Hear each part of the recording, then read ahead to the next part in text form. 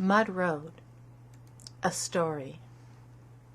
The storm broke just as I reached the outskirts of Iowa City, an unexpected boon, since I had decided to just drive in the country regardless of the weather.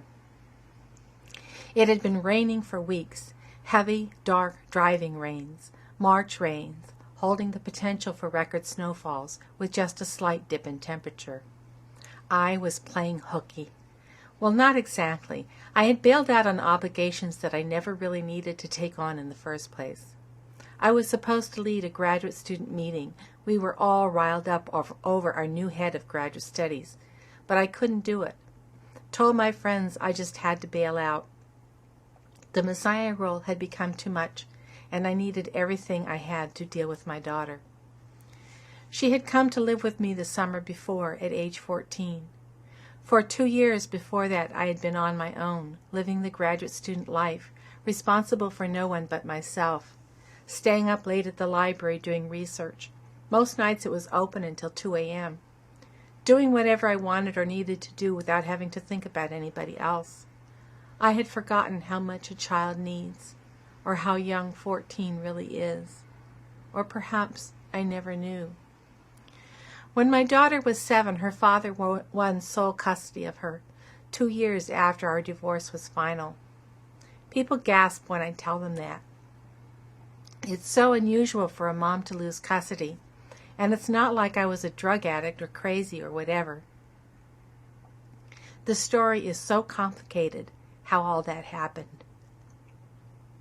How I tried to have a good divorce and make sure my daughter had a father involved with her life.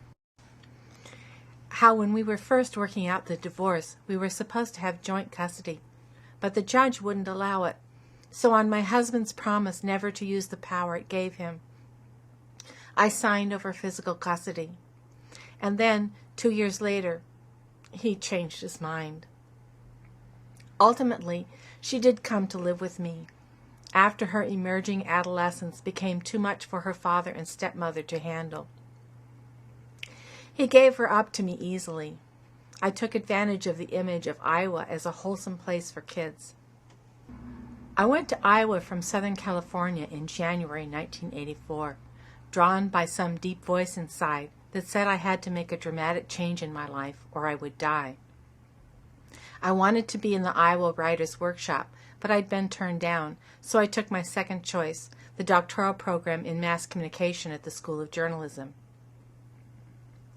Leaving California was easy. I actually exulted in the winters, did what I call my polar bear routine, walking everywhere even in sub-zero temperatures. I could do -5 with no problem, so long as the wind wasn't blowing. Leaving my daughter was hard, the hardest thing I have ever had to do. She'd been pretty cheerful the day before I left. She seemed to be okay with my leaving, seemed to understand when I told her I needed a profession, that I couldn't just be a part-time mother the way I had been. New Year's Day, 1984. We saw Yentl together the night before. I told her how I identified with the Barbra Streisand character, that I was going off to school to try to be somebody, to use my brain. She was only 11 years old. How could I expect her to understand? But she seemed to. The last night I was with her, though, she had trouble sleeping. So I did what I often did when she was younger. I lay down beside her and stroked her tummy and sang songs and told her stories until finally she slept. I knew she was scared about my leaving, but I had to close my heart to that. If I thought too much about it, I would never leave. And I had to leave. The first 8 months after she arrived were rocky. We fought a lot. She would hardly talk to me. I was scared that she and her friends were doing drugs. She showed all the signs. She was screwing up in school, although she'd been a good student before. Okay, I was sure her dad would say, that was my fault. He should have kept her in California. Obviously, I wasn't doing my job. He was taking her back. Finally, at my wit's end, and knowing it was a terrible thing to do, I read her diary and learned she'd been experimenting with a hallucinogen. I confronted her on it, and of course, my violation of her privacy made her resist me all the more. I could not reach her, and I was petrified. How could I possibly solve this problem alone? It was my fault. I wasn't there for her. As she told the mother of one of her friends, she saw her more than she saw me. I'd call her up, tell her I was going to be at the library, there's food in the fridge, don't wait up. I think about it now, and I wonder how I could have done that. But I grew up on my own. My mom was physically there, but she wasn't there. At least it seemed not for me. By the time I was 11, I was babysitting my 3 younger siblings. At 16, I was left in charge for 2 weeks while my parents took a second honeymoon in Mexico. I never let on to my parents how scared I was. I was so responsible. I didn't need anybody. I had learned not to need. The golden pink light emerging from the swagging clouds lifted my spirits. Iowa has a certain subtle beauty I'd come to appreciate. It isn't spectacular like the broad vistas and deep canyon gorges of the mountains I would escape to when I lived in California. There's nothing impressively large in it, except for the sky. That's where you find the drama and the spectacle, in storms as they pass, in the radiant light playing across the soft rolling hills, the cathedrals of barn, silo, quarry. The moment the light broke through, I reached for my camera, then remembered I'd left it at home. If I returned for it, the light would be gone with the next group of storm clouds. Just enjoy, I told myself. So I drove, turning down whatever road seemed to offer the best view. Then I saw the barn.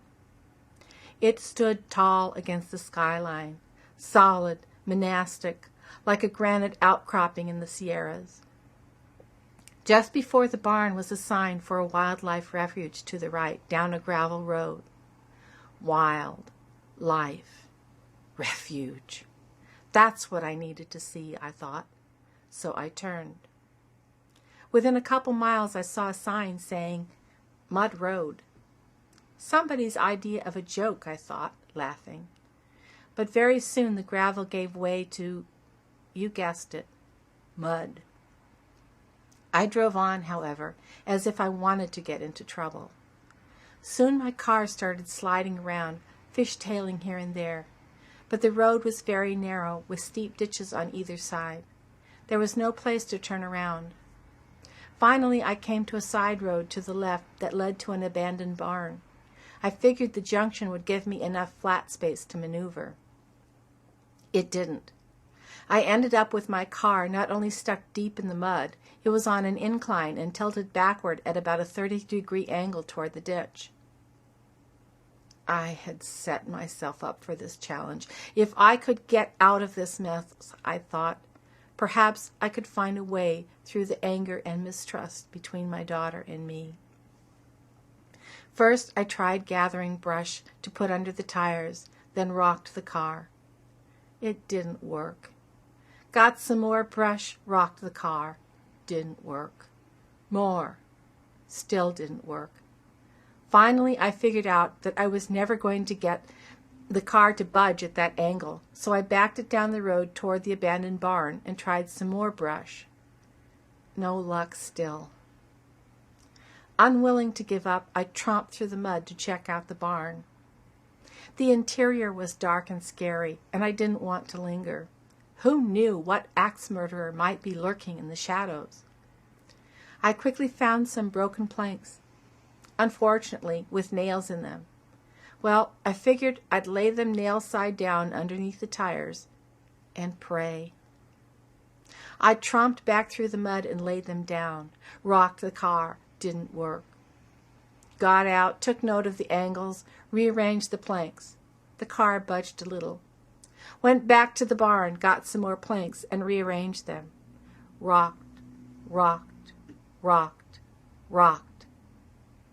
Then, at the very instant I was ready to give up, The car shot forward so fast I nearly ended up in the ditch on the other side. When I felt that car move forward, I shouted gleefully at the top of my lungs. I felt higher than the sky. I sang and shouted all the way home. That night my daughter let me baby her in a way she hadn't for years. She talked about being terribly hurt when I left California, something she wouldn't admit to before, and about how much she missed her stepdad. I slowed down my progress in the graduate program after that. She was interested in photography too, so I took her into the darkroom and taught her how to print. We went out into the countryside and shot old barns together. In her senior year, she placed second in a high school photography competition. I can't say we lived happily ever after. We still had some pretty hard years, fighting years, years we weren't sure we'd done the right thing by coming back together. But something held tight. Maybe it was all the time I'd spent singing to her each night when she was little, rocking her and rubbing her tense little back. Maybe it was remembering the time, so long ago, when she'd seen me crying over the terrible state my life was in, and brought me a Kleenex and her blankie to comfort me. Whatever it was, we saw our way through.